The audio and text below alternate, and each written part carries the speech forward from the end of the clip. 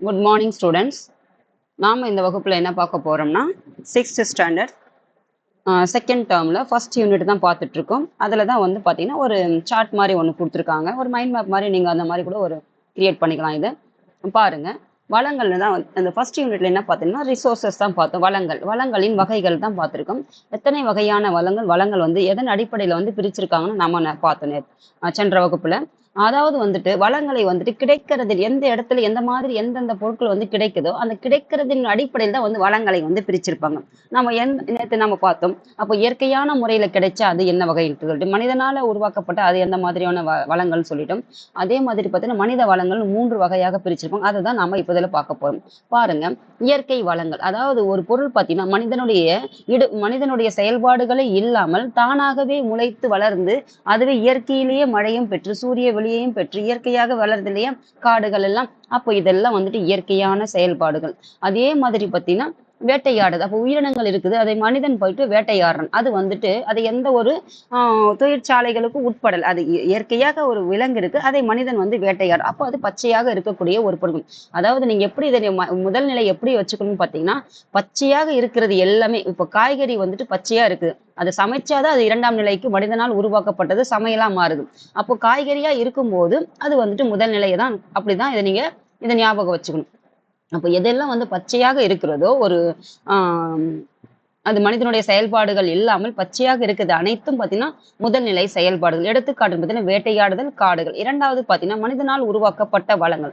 இப்போ ஒரு கரும்பு இருக்குது, அந்த கரும்பு பார்த்தீங்கன்னா சர்க்கரையை ஆக்குறாங்க இல்லையா, அந்த கரும்புல இருந்து தானே சர்க்கரை கிடைக்குது. அப்போ கரும்பு வந்துட்டு முதல்நிலை செயல்பாடாக இருந்தாலும் அது சர்க்கரையாக மாறுறதுக்கு மனிதனுடைய செயல்பாடுகள் அது இடம்பெறுது இல்லையா.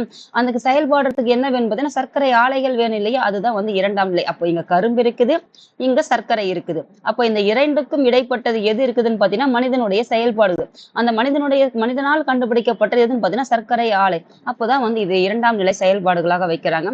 சாலையும் பாத்தீங்கன்னா இப்போ ரோடு இருக்குது, அதை வந்துட்டு தார் சாலையாக மாத்துறது எதுன்னு பாத்தீங்கன்னா ஒரு பாதை இருக்குது, அதை தார் சாலையாக மாத்துவது யாரோடதுன்னா மனிதனால உருவாக்கப்பட்ட ஒரு வேலை. அப்போ இது மனிதனால் உருவாக்கப்பட்ட வளங்கள்னு சொல்றாங்க. மனிதன் பயன்படுத்தக்கூடிய அனைத்தும் வளங்கள்னு நேற்று நாம படிச்சுட்டோம். அப்போ மனிதனால் உருவாக்கப்பட்டது அனைத்தும் பார்த்தீங்கன்னா 2ஆம் நிலை செயல்பாடுகள் சொல்றாங்க. அப்போ இதெல்லாம் வந்துட்டு வளங்கள்னா மனிதனுக்கு தேவைக்கு அனைத்துமே வந்து வளங்கள். அப்போ 3வது பாருங்க மனித வளம் சொல்லிட்டு. மனித வளம்னா நாம என்ன பார்த்தோம்? மனிதனுடைய அறிவு, சிந்தனை, அவனுடைய ஸ்கில்ஸ், அவனுடைய திறன்கள், இதை அனைத்தையும் பார்த்தீங்கன்னா மனித வளங்கள். அப்போ உன்கிட்ட இருக்கிற அறிவு மூலயமா நீ என்னெல்லாம் செய்றியோ அதெல்லாம் வந்து பார்த்தீங்கன்னா மனித வளங்கள்னு சொல்றாங்க. எடுத்துக்காட்டு பார்த்தீங்கன்னா இது 3வது நிலைகள் வச்சிருக்காங்க.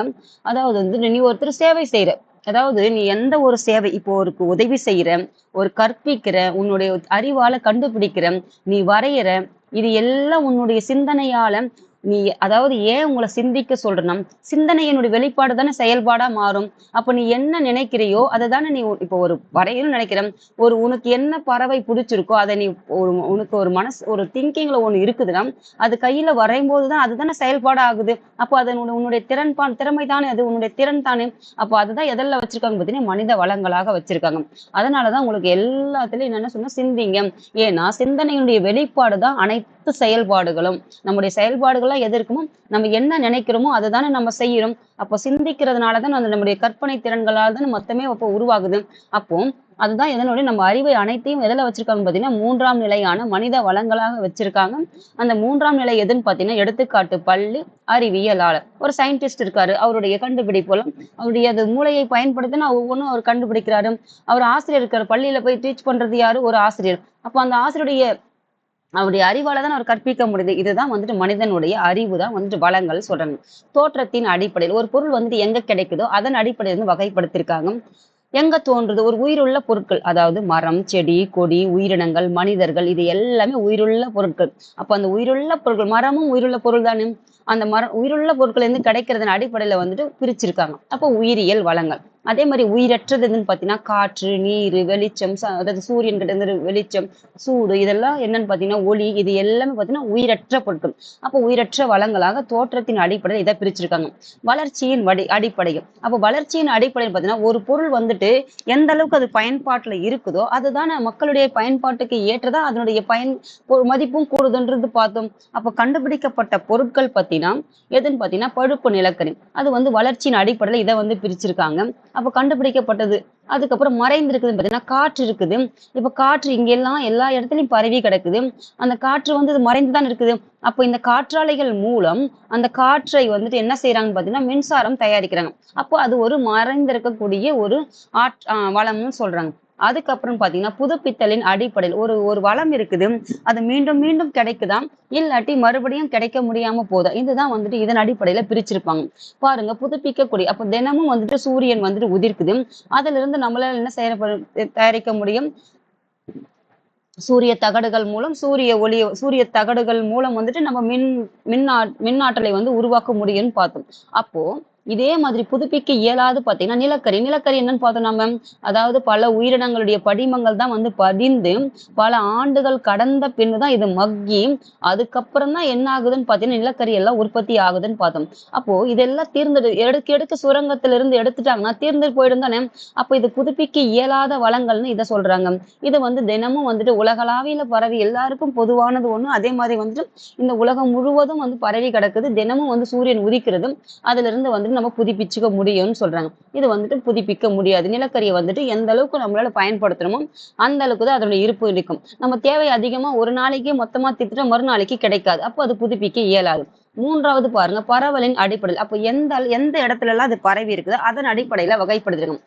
உலகளாவிய படிச்சு எப்படி நம்ம உலகளாவியதுன்னு சொல்றோம்? என்ன சொல்லணும்? பூமியை வந்துட்டு 2/3 எது இருக்குதுன்னு பாத்தீங்கன்னா நீர் தான் இருக்குது. அப்போ 1 தான் நிலம் இருக்குதுன்னா அப்போ உலகம் முழுவதும் நீர் பரவி இருக்குதா. அப்போ உலகளாவிய அந்த பரவலின் அடிப்படையில நீரை பிரிச்சிருக்காங்க. உள்ளூர் எதுன்னு பாத்தீங்கன்னா ஒரு குறிப்பிட்ட இடத்துல மட்டும் உயிர் வாழக்கூடியது. இந்த கங்காரை வந்துட்டு உள்ளூர் வகையில பரவலின் அடிப்படையில இதை வந்து வகைப்படுத்திருக்காங்க. அதுக்கப்புறம் பாத்தீங்கன்னா உரிமையின் அடிப்படையில வகைப்படுத்திருக்காங்க. எப்படி பாருங்க, ஒரு தனிநபர் ஒரு சமூகத்துக்கு, தனிநபருக்கு என்னன்னு பாத்தீங்கன்னா ஒரு வீடு இருக்குதுன்னா அது உனக்கு மட்டும் சொந்தம், உன்னுடைய குடும்பத்திற்கு மட்டும் தானே சொந்தம். அப்ப தனிநபர்னு எடுத்துக்காட்டு எதுன்னு உரிமையின் அடிப்படையில வீடும், அதே மாதிரி பாத்தீங்கன்னா ஒரு சமூகத்திற்கானது நீர்நிலை. எல்லாரும் பருகக்கூடியதான நீர். அப்ப அந்த நீர்நிலையானதுன்னு பாத்தீங்கன்னா சமூகத்திற்கு ஒரு பொதுவானதாகவும் தனிநபருக்கானதுன்னு சொல்லிட்டு இதையும் வந்து உரிமையின் அடிப்படையில இதை பிரிச்சிருக்காங்க. அப்போ நாட்டுக்கானது இது உலகத்திற்கானது.